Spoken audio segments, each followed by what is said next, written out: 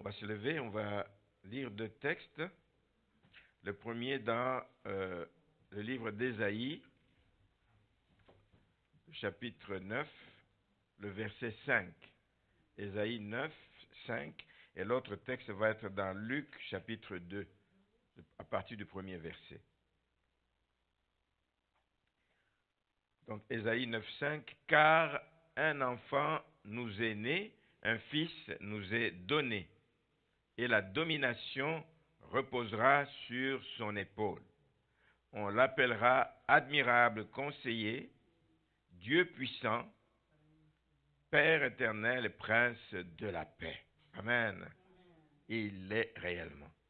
Le deuxième texte nous parle donc des circonstances de la nativité, le chapitre 2 de Luc, à partir du verset 1er. Il dit, en ce temps-là, parut un édit de César Auguste, ordonnant un recensement de toute la terre. Ce premier recensement eut lieu pendant que Quirinius était gouverneur de Syrie. Tous allaient se faire inscrire, chacun dans sa ville. Joseph aussi monta de la Galilée, de la ville de Nazareth, pour se rendre en Judée, dans la ville de David, appelée Bethléem, parce qu'il était de la maison et de la famille de David. Donc il est allé afin de se faire inscrire avec Marie, sa fiancée, qui était enceinte.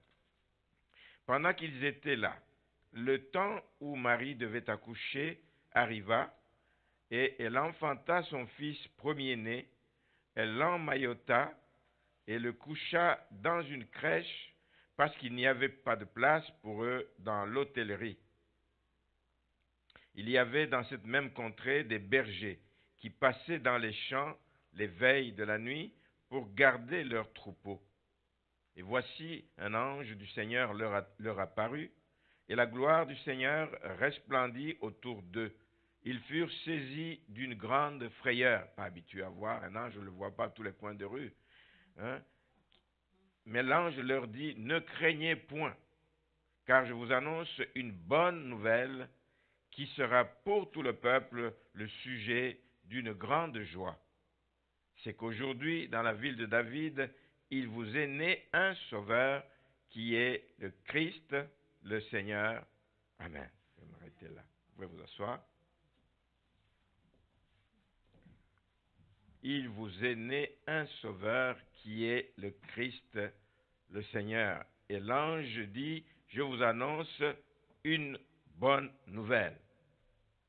Alors un peu partout dans le monde, justement, depuis 9-10 mois, on traverse une crise sans pareil, une période difficile qui est marquée par ce Covid ici, la pandémie du Covid qui fait des ravages, qui perturbe beaucoup de choses, qui déstabilise beaucoup de choses, qui donne du fil à retordre aux gouvernants. Ils ne savent pas à quel sein se vouer, ils ne savent pas quoi faire. Aujourd'hui, ils soignent ceci, demain on dit qu'il y a mutation de ce virus, etc., etc. Et avec tout ce que vous pouvez imaginer comme conséquences. Beaucoup de conséquences sur le plan économique, beaucoup de conséquences sur le plan de la santé des gens qui sont enfermés, ils n'en peuvent plus, ils n'en peuvent plus. C'est vraiment une période d'incertitude. On ne sait pas comment elle va se terminer, mais une période durant laquelle les bonnes nouvelles sont rares. Elles sont rares. Déjà avant ça, elles étaient rares, mais maintenant elles sont encore plus rares que jamais. Amen. C'est vraiment une période d'incertitude, même si le gouvernement annonce des vaccins, etc.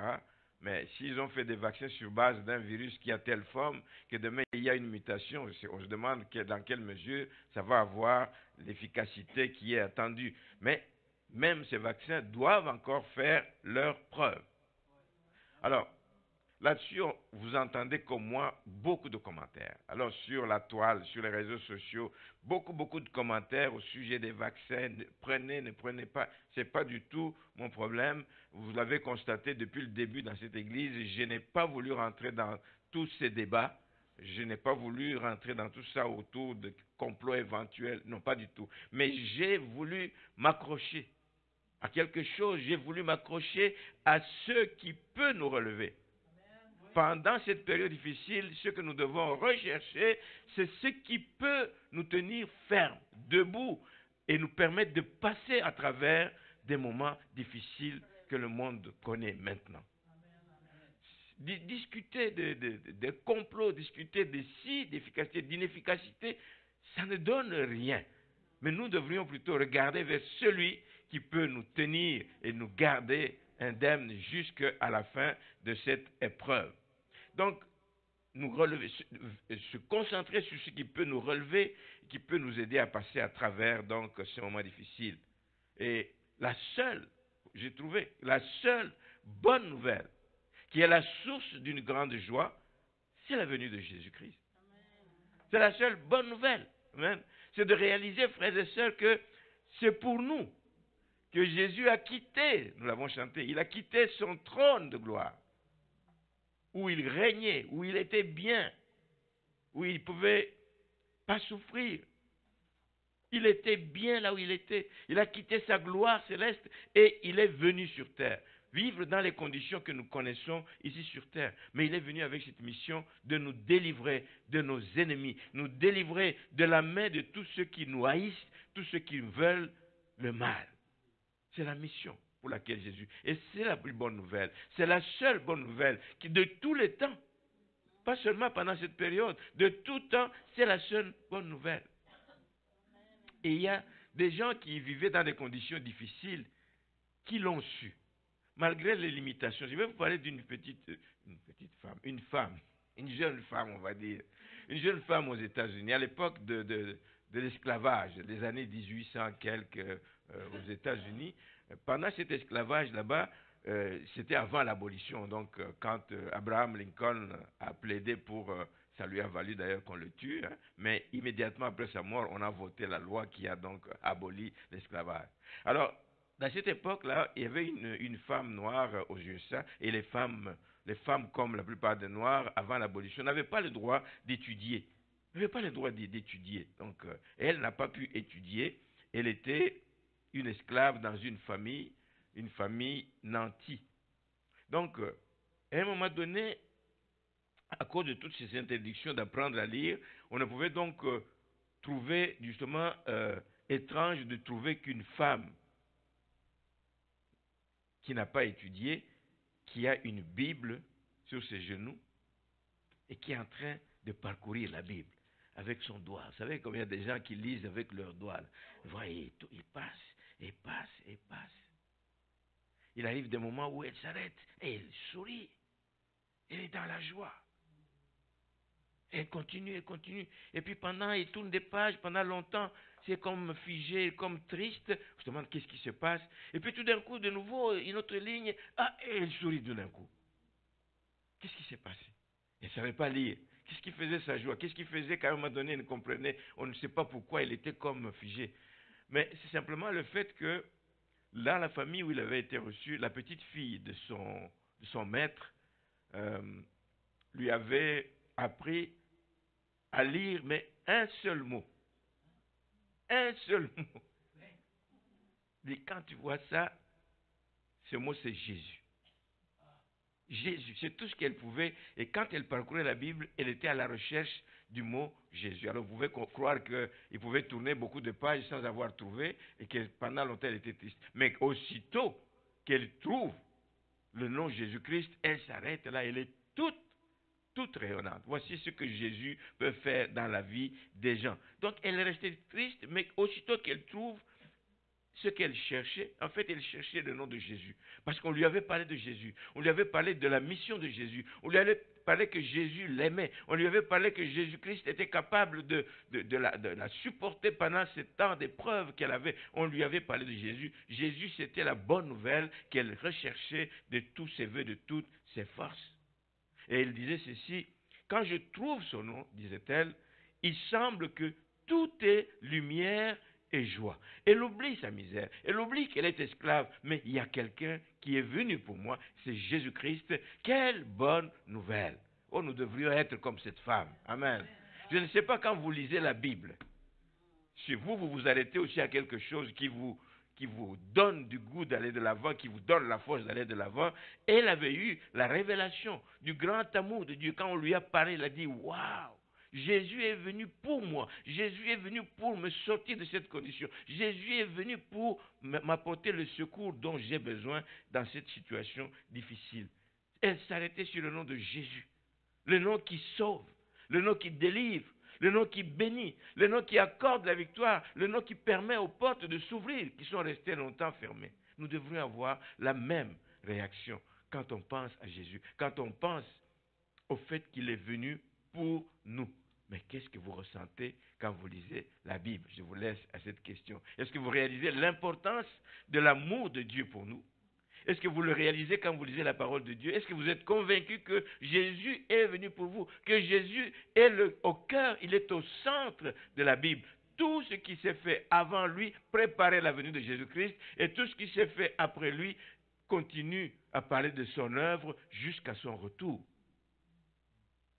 Voilà ce que nous devrions avoir comme réaction quand nous lisons la Bible. Dans la Bible, les prophètes en ont parlé. David, 1000 ans avant que Jésus ne naisse, David a parlé de la naissance de Jésus-Christ. Dans le psaume 22, qui est un psaume qu'on appelle un psaume messianique, le psaume en question parle certes de David, mais au plus haut point, il parle évidemment de Jésus-Christ, de ce qu'il va vivre dans sa vie ici sur terre. Je vais juste lire 2 versets dans le psaume 22, 10 et 11. Il dit, oui, tu m'as fait sortir du sein maternel, tu m'as mis en sûreté. Ça parle de David, certes, mais ça parle aussi de Jésus. Et plus haut, si vous lisez dans le psaume 22, vous allez vous en rendre compte aussi, dans le psaume 22, c'est une réalité qui s'applique sur certaines situations que David a connues, mais ça s'applique de façon suprême au grand David, au Messie. Au verset 7 aussi, il dit, l'opprobre des hommes et le méprisé du peuple. Je suis un ver plutôt. Je suis un ver, un homme, l'opprobre des hommes et le méprisé du peuple. Jésus l'a subi aussi. Au verset 10 et 11, il dit, oui, tu m'as fait sortir du sein maternel, tu m'as mis en sûreté. Oui, Jésus a été mis en sûreté à l'époque où, on va en reparler d'ailleurs, où le roi Hérode voulait le tuer. Il l'a mis en sûreté, il l'a fait fuir sur le sein maternel. Verset 13, de nombreux taureaux sont autour de moi. Autour de la croix, il y avait tous ces gens qui lui en voulaient, qui perçaient son côté, etc. Donc il y a tellement de choses. Tu m'as mis en sûreté. Dès le sein maternel, j'ai été sous ta garde. Dès le ventre de ma mère, tu as été mon Dieu. Et Jésus, dans tout le chapitre ici, évoque toute la souffrance qu'il a subie. On le voit au verset 17. Ils ont percé mes mains et mes pieds. Les pieds et les mains de David n'ont pas été percés. Donc ça parle véritablement de ce que Jésus donc, a souffert. 700 ans avant la venue de Jésus-Christ, avant la naissance de Jésus-Christ, Ésaïe, le prophète Ésaïe a aussi parlé de sa venue en disant que les ténèbres ne régneront pas toujours, dans Ésaïe 8, 23. Les ténèbres ne régneront pas toujours sur la terre. Il y a un temps où il y a des ténèbres, mais il y a un temps où la lumière du monde vient. Jésus, la lumière du monde, vient. Il dit, les ténèbres ne régneront pas toujours sur la terre, car un enfant nous est né, Ésaïe 9,5 qu'on a lu, et un fils nous est donné et la domination reposera sur son épaule. On l'appellera admirable conseiller, Dieu puissant, Dieu Père éternel et prince de la paix. Michée, un autre prophète, a parlé également de Jésus, de la venue de Jésus, en précisant cette fois le lieu de naissance. Ce n'est pas un événement qui est venu de manière fortuite. Il a été préparé avec des précisions jusqu'au lieu où il va naître. Et toi, Bethléem, disait Michée, Ephrata petite entre les milliers de Juda, de toi sortira pour moi celui qui dominera sur Israël. De toi, Bethléem, sortira celui qui dominera sur Israël et dont l'origine remonte aux temps anciens, au jour de l'éternité. Dans le texte de Luc que nous avons lu au verset 10, l'ange dit, je vous annonce une bonne nouvelle. La bonne nouvelle ici, ce n'est pas que Jésus est venu, qu'il a prêché, qu'il a guéri les malades. Non, la bonne nouvelle, c'est la personne de Jésus-Christ. D'ailleurs, dans un chant qu'on a chanté, le premier chant, on le dit, que les gens vont partout annonçant le Fils béni. Ils n'annoncent pas la nouvelle, ils n'annoncent pas les prédications, ils annoncent le Fils béni. La bonne nouvelle parle de Jésus. C'est Jésus qui est la bonne, c'est ça le titre, je ne l'ai pas donné. Jésus est la bonne nouvelle. C'est la bonne nouvelle que le monde doit entendre. C'est la bonne nouvelle que le monde cherche par tous les autres moyens, mais ils oublient où elle est cette bonne nouvelle. C'est en Jésus-Christ. Donc, ce que nous faisons, nous annonçons Jésus-Christ. Nous annonçons la personne de Jésus-Christ. Dieu fait homme qui est venu et qui a souffert pour nous, pour que nous soyons celui qui nous sommes devenus aujourd'hui. Donc, la venue de Jésus, bien-aimé, a été une bonne nouvelle pour les bergers qui étaient là. Après l'annonce qu'ils ont eue de l'ange, ils ont décidé de bouger. On ne peut pas te dire, on t'annonce une bonne nouvelle, et puis tu restes là, tu dis, bah, quelle bonne nouvelle. Non, si tu crois que c'est une bonne nouvelle, tu vas aller. Et ils sont déplacés pour aller voir ce qui était annoncé. Et effectivement, ils ont vu qu'il y avait un bébé qui était né dans les conditions que l'on avait annoncées. Et ils sont retournés joyeux. Oui, quand on a eu une bonne nouvelle, quand on la voit concrétisée, on est joyeux et on glorifie le Seigneur et on le loue absolument. Amen. Et c'est ce que nous devons faire. Louer le Seigneur pour cette bonne nouvelle. Alors, cette bonne nouvelle, si elle a été bien accueillie par les bergers, mais elle n'a pas toujours été accueillie par tout le monde. Et la bonne nouvelle a été accueillie aussi par Siméon et Anne, quand quelques jours après, on l'a présentée au temple. Elle a été bien accueillie parce que eux savaient ce que les Écritures avaient annoncé. Ils savaient ce que les prophètes avaient annoncé. Ils attendaient la venue de ce Messie. Ils attendaient l'accomplissement de cette prophétie. Et d'autres prophéties qui annonçaient donc la venue de Jésus-Christ. Mais si les bergers, si Siméon, si Anne ont reçu cela comme étant la bonne nouvelle, mais ça n'a pas été le cas pour d'autres personnes à qui cela a été annoncé. Oui, les mages, oui, c'était une bonne nouvelle pour qu'ils fassent tout le déplacement. Avec tous les risques qu'ils ont pris, c'était une bonne nouvelle pour qu'ils puissent se déplacer. Mais ça n'a pas été une bonne nouvelle pour Hérode. Parce qu'on veut lui annoncer, où est-il le roi des Juifs qui vient de naître? Waouh! C'est une surprise pour lui. Ce n'était pas une bonne nouvelle pour Hérode, parce que l'annonce qui a été faite par les mages à Hérode a troublé le roi. Il était troublé, il dit, mais c'est moi qui suis le roi ici. Où est-il le roi des Juifs qui vient de naître? Pas qui est à venir, mais qui vient de naître. Donc il y a quelque chose qui vient de se passer. Il était troublé. Et là il dit, mais il faut que je vérifie, qu'est-ce qui se passe? Et là, il fait venir évidemment des gens qui sont autour de lui, etc. Parce qu'il dit, mais si je ne fais rien, ben celui-là, ce roi qui vient de naître, il va finir par prendre ma place, ou il va venir régner et il va régner sur moi. Au-dessus de moi, pour le moment, il n'y a personne, mais il ne faut pas que quelqu'un vienne au-dessus de moi. Je perds ma place, je perds ma liberté, je perds. Alors, il a fait venir les principaux sacrificateurs et les scribes, parce que c'était les gens qui connaissaient les Écritures, qui pouvaient interpréter les Écritures. Il les fait venir et il leur demande, il dit, mais vérifiez-moi ça. Est-ce qu'il y a quelque chose qui est écrit dans les Écritures? Ils sont allés, ils ont vérifié, il dit, oui, oui. Oui, il est prévu qu'il va naître et qu'il va naître à Bethléem. L'annonce de la venue du Messie à Bethléem. Il était encore plus troublé et là il essaie de concocter, de combiner avec les mages et dit ok, il fait semblant de dire moi je vais aller aussi l'adorer, allez prendre les renseignements, aussitôt que vous savez c'est où, revenez pour me donner les nouvelles, moi aussi j'irai l'adorer comme vous. Mais c'est sans compter, Dieu veillait sur cet enfant Jésus. Dieu savait qu'il y a une mission qu'il venait accomplir et il fallait qu'il accomplisse à tout prix. Donc rien ne pouvait lui arriver de fâcheux. Et le Saint-Esprit est apparu à ces gens, ils ont été avertis de ne pas retourner pour aller voir le roi Hérode et de repartir par un autre chemin. Donc, à défaut d'avoir reçu la collaboration des mages, il dit, bon, ça y est, ils m'ont joué un tour ou je ne sais pas quoi, mais je ne peux pas rester inactif comme ça. Il faut que j'agisse et j'agisse vite. Alors, il donne des instructions qu'on tue, malheureusement, tous les jeunes enfants de 2 ans et moins, qu'on les tue et puis tous ceux qui sont nés sur le territoire. À cause du fait qu'ils se voyaient à risque de perdre les honneurs, la gloire qui sont liés à sa fonction. Si je ne suis plus roi, qu'il y a un autre roi à ma place, qu'est-ce que moi je deviens? Il voit que tout est fini, mais il ignorait une chose. C'est ça, le manque de connaissance. Il ignorait que Jésus n'est pas venu pour régner ici-bas. Il n'est pas venu pour régner ici-bas. Il ne venait pas chercher la gloire et toutes ces choses qui ne sont que passagères. Qui ne sont que passagères. Tous ces gens qui vivent dans la gloire, quand on regarde certains chefs d'État, ils vivent dans l'opulence, ils vivent dans la gloire, les honneurs de toutes sortes. Il y en a qui finissent très mal leur parcours. Il y en a qui finissent mal. On les tue ou ils vivent dans l'exil, dans le dénuement total. Et Hérode a oublié ces choses. Il a oublié et il ne savait pas plutôt que Jésus n'était pas venu pour chercher ces choses qui sont passagères.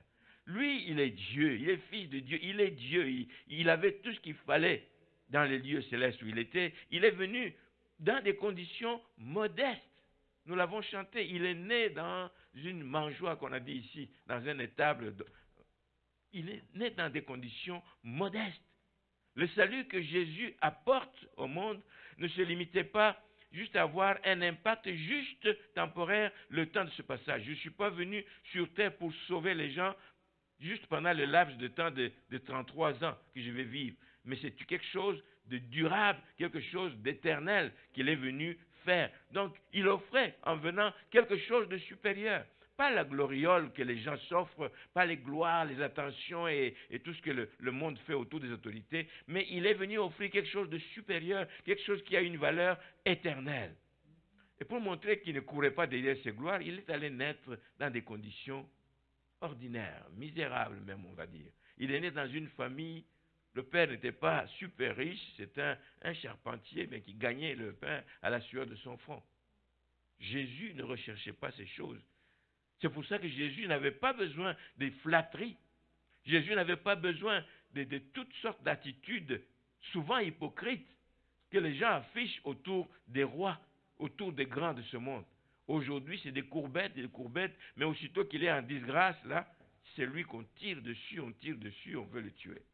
Jésus n'avait pas besoin de ça. Et moi, j'imagine que si Hérode était au courant de ça, il n'aurait pas exterminé pour rien ces enfants qui sont morts pour rien. Donc Hérode n'a pas bien reçu la bonne nouvelle. Il aurait pu un peu se renseigner. Il vient comment? Il vient pour... Non. Puisqu'on l'a appelé qu'il y a un roi des Juifs qui vient de naître, il dit, c'est fini, je suis fichu. Alors il faut tuer des enfants innocents pour rien. Ça c'est de la part d'Hérode. Mais vous avez aussi toutes ces autorités religieuses de l'époque, les principaux sacrificateurs, les scribes, etc., les autorités religieuses donc, de l'époque, qui ne l'ont pas bien accueilli non plus, parce que c'est clair que s'ils avaient la foi en la venue du Sauveur, ils seraient les premiers à le signaler que le Fils est né. Et ça ne faisait pas leur affaire. Ils lisaient pourtant les écrits et tout, mais ils n'ont rien fait pour chercher à savoir. Donc, ils n'avaient pas la foi en la venue du Sauveur. Et en plus de ça, ils n'étaient pas prêts à se remettre en question. Eux, ils étaient les connaisseurs de la loi, et je suis dans ma position, je suis dans mes droits, je connais, personne ne viendra me dire quoi faire d'autre. Jésus est venu, il a enseigné d'autres choses qui allaient à l'encontre de la loi. Hein? Donc, il n'était pas prêt à se remettre en question, il n'était pas prêt à passer par un temps de repentance. Voilà pourquoi d'ailleurs, quand vous lisez, je ne vais pas les lire, dans le chapitre 23 de l'Évangile selon Matthieu, Jésus s'en prend, beaucoup plus tard, quand il a débuté son ministère, il s'en prend et il fait un réquisitoire très très sévère envers ces autorités religieuses. Dans le chapitre 23, je vais juste sursauter. Le titre ici, c'est « Quelques jugements du roi », donc de Jésus, envers les scribes et les pharisiens, etc. Il les traite de « malheur à vous, scribes et pharisiens, hypocrites », il les traite d'hypocrites.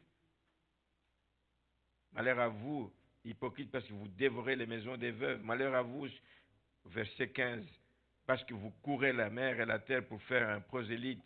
Il les traite au verset 16 de conducteurs aveugles. Il les traite d'insensés au verset 17. Il les traite d'aveugles au verset 19. etc., etc. Il les traite d'hypocrites parce que vous payez la dîme de la main. Faites attention à des petites choses et vous laissez ce qui est plus important dans la loi, la justice, la miséricorde et la fidélité, etc. On les traite de conducteurs aveugles. C'est un réquisitoire sévère. Donc ces gens non plus n'étaient pas prêts à accueillir la venue de Jésus-Christ. Il viendra nous enlever nos droits, il viendra nous remettre des choses en question. Ils n'avaient pas la foi dans le Sauveur.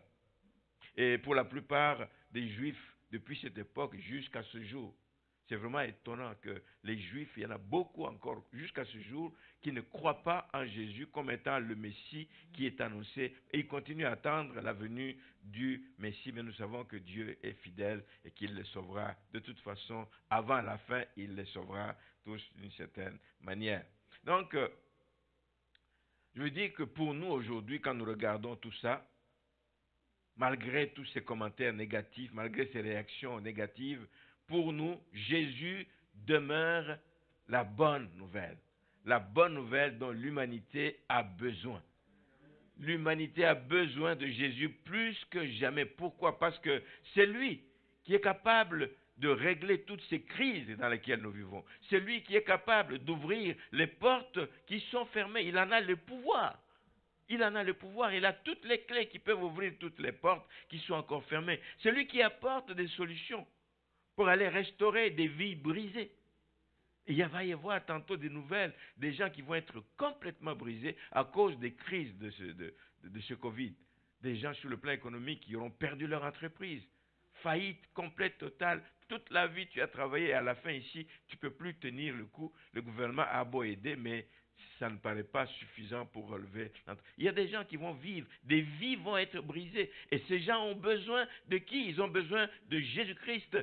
Parce que l'Esprit du Seigneur est sur lui, a-t-il dit, et il l'a oint pour qu'il annonce la bonne nouvelle aux pauvres, etc., qu'il y ait délivrance aux captifs, etc., etc., pour restaurer des vies brisées. Le monde, l'humanité a besoin de Jésus parce qu'il est la source de la paix. On l'a appelé tout à l'heure le prince de la paix.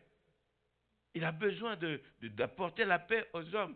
Et la paix que Jésus donne, ce n'est pas la paix négociée ici, mais c'est vraiment la paix profonde du cœur. Cette paix que tu as même lorsque tout bouge autour de toi, lorsque tout est en branle autour de toi, même lorsque les montagnes se déplacent, etc., et les mers écument, tu restes en paix parce que tu connais ton Seigneur, tu connais ton Jésus, tu sais qu'il est venu apporter la paix, mais il apporte la paix à qui? Aux hommes qu'il agrée. Ça veut dire des gens de bonne volonté, des gens qui l'acceptent comme Seigneur et Sauveur.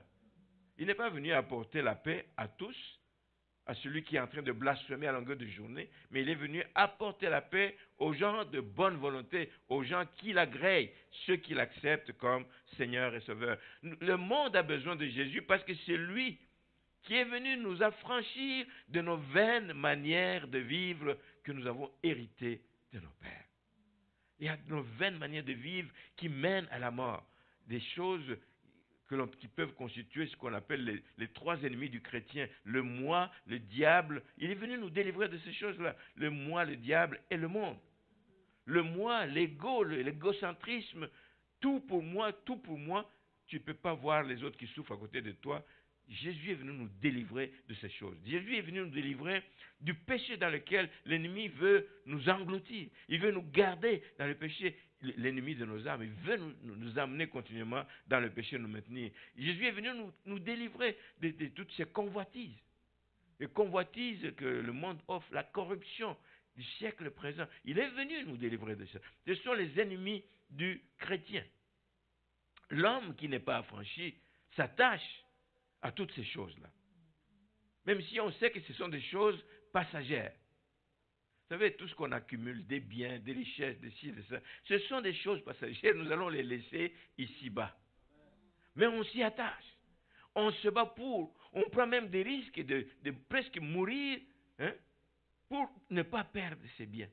Il y a quelqu'un, une fois, c'est un lutteur, un vrai colosse, donc ici vous l'appelleriez une armoire à glace, là. Monsieur, là, j'ai un peu comme notre ami ici. Je me demande ce qu'il va être à l'âge adulte, alors, ce gars-là, c'est un lutteur. Alors, il vient de Turquie. C'est un Turc. Et puis il se bat, il gagne des combats, il est connu, et les promoteurs, il l'amène en Europe, dans les pays européens, en France, et il fait des dégâts là-bas, il bat tout le monde, et il accumule beaucoup d'argent. Il accumule beaucoup d'argent. Il va en France, il va en Europe, il va, et là, il traverse l'Atlantique, il va aux États-Unis. Il va aux États-Unis. Il fait encore beaucoup de succès là-bas et donc beaucoup d'argent. Et il dit, ok, maintenant, j'ai assez accumulé, il faut que je rentre dans mon pays. Mais il ne veut pas aller avec l'argent, je ne sais pas pourquoi, mais il échange ça en or. Est-ce que c'est des lingots, est-ce que c'est des, je ne sais pas quoi, mais il échange toute sa fortune qu'il a accumulée pour avoir de l'or. Ok, ça y est, mes vieux jours sont garantis, je m'en vais. Il a vécu que pour ça, pour faire de l'argent. Dieu, ce n'existe pas chez lui peut-être, en tout cas, ce n'est pas sa préoccupation. Alors il prend un bateau pour aller dans son pays. Malheureusement, pas longtemps après que le bateau soit parti, il est cogné par un autre bateau et il commence presque à couler. Qu'est-ce qu'on fait à ce moment-là? On sort les chaloupes de secours. Hein? Bon, en tout cas de sauvetage, oui, c'est ça. Et les gens, évidemment, se ruent dessus. Lui, il était dans sa cabine enfermé, il s'endormait peut-être, mais qu'il entend le bruit, il sort aussi, il dit, oh. Et les gens sont sortis, ils rentrent dans les chaloupes, la chaloupe est pleine et commence à partir. Et lui, il sort, il arrive, il bouscule, évidemment, pour passer. Vous savez ce qui se passe dans des cas comme ça, c'est bouscule. Hein? Lui, tout ce qu'il avait comme or, il avait porté ça dans une ceinture. Dans une ceinture ici autour de lui. Et d'un côté, il tient la main pour veiller sur son or. De l'autre côté, il a un poignard pour quelqu'un qui vient. Alors, avec ça, il se ferait un chemin, il blesse, il bouscule tout le monde. Et il arrive, le bateau est en train de partir. Il dit, oh là, je ne peux pas manquer ce bateau. Moi, je ne vais pas couler avec mon or. Tout ce que j'ai travaillé. Voilà. Tout ce que j'ai gagné pendant des années, je ne peux pas couler.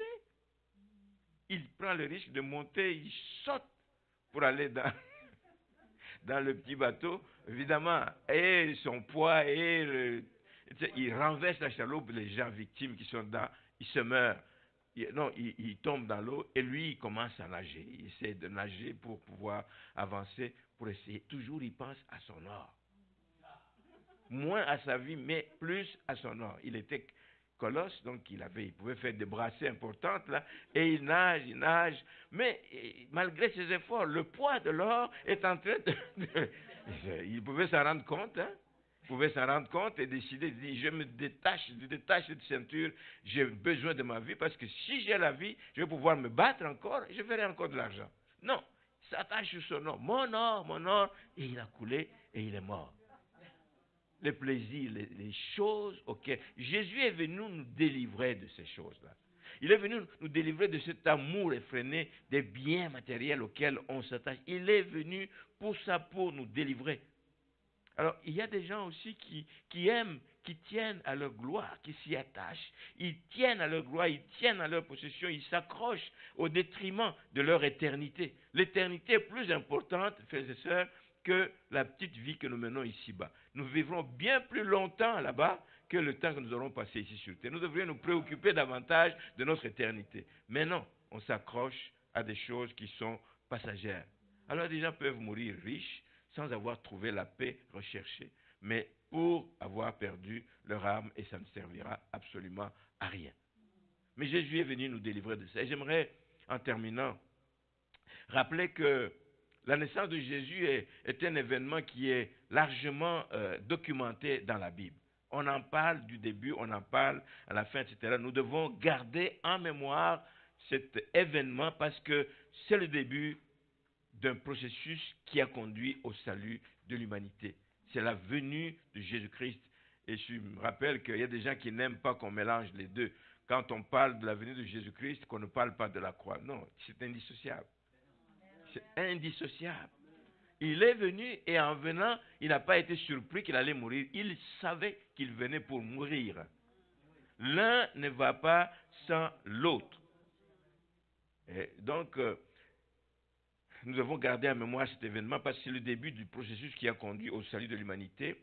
Rappelez-vous ce qu'a déclaré Siméon, justement, quand il présentait Jésus au temple dans Luc 2, versets 29 et 30. Il a dit, « Maintenant, Seigneur, tu laisses ton serviteur s'en aller en paix selon ta parole, car mes yeux ont vu ton salut. » Mes yeux, Jésus est le salut de l'humanité. Mes yeux ont vu ton salut, salut que tu as préparé devant tous les peuples.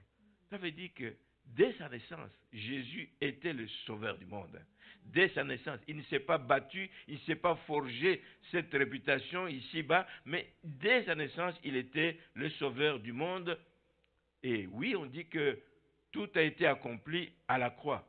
Oui, mais le voyage de Jésus ici-bas a commencé quelque part, mais c'est à Jérusalem.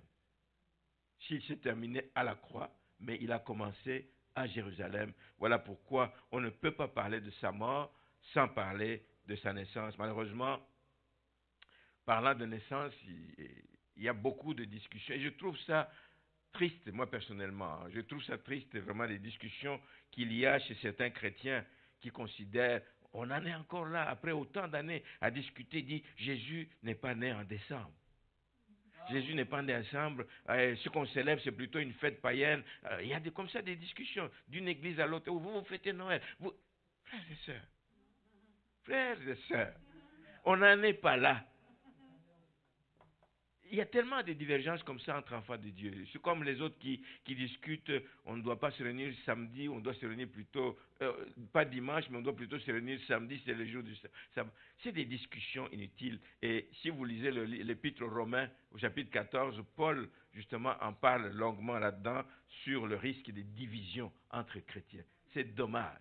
L'événement sur lequel nous devons nous concentrer se divise les gens. Oh non, nous, on ne fête pas Noël. Nous, on ne peut pas ne pas fêter Noël. On ne peut pas ne pas se souvenir de la venue de Jésus-Christ. C'est un moment capital, c'est un moment important.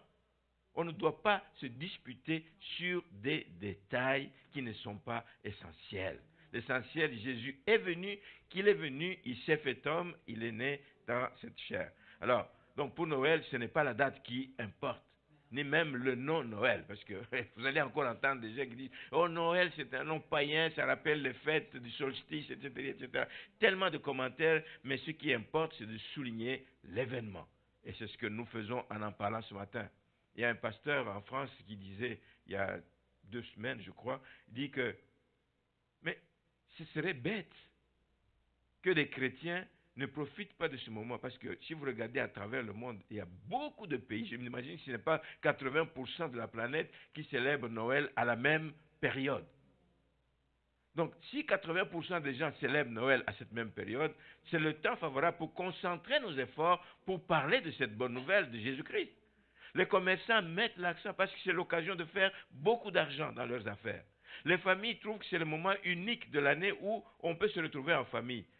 Oui, il y a des gens qui se retrouvent à Pâques, etc. Mais Noël est rassembleur. Noël, c'est le temps où tout le monde... C'est le moment favorable. C'est le moment de se retrouver. C'est le moment où tout est concentré sur ce Noël pour profiter, pour parler, rappeler aux gens, expliquer le vrai sens de Noël.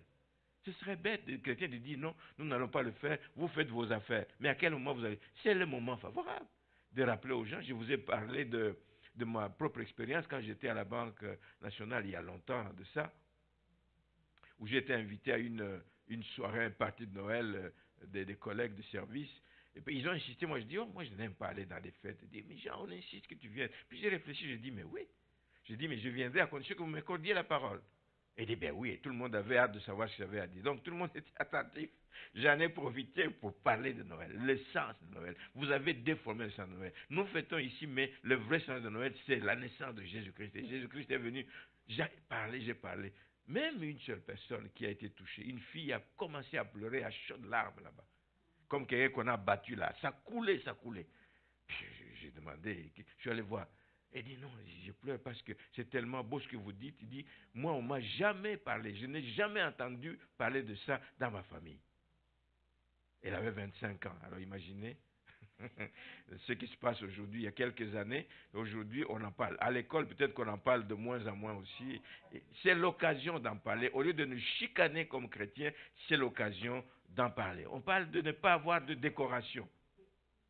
Ben, nous, ce n'est pas parce que nous n'y croyons pas ou ce n'est pas important. Nous avions ici des guirlandes, nous avions des trucs que cette année, bon, ça n'a pas été fait, mais nous avons ces fleurs. Amen.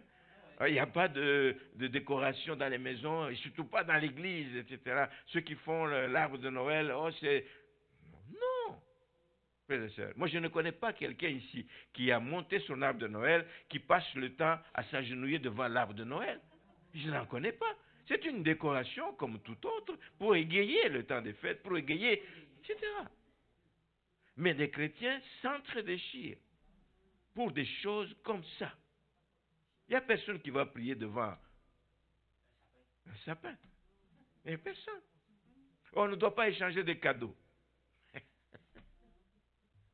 Non, frères et sœurs. Je sais que j'en ai déjà parlé une fois ici, je n'y reviens pas.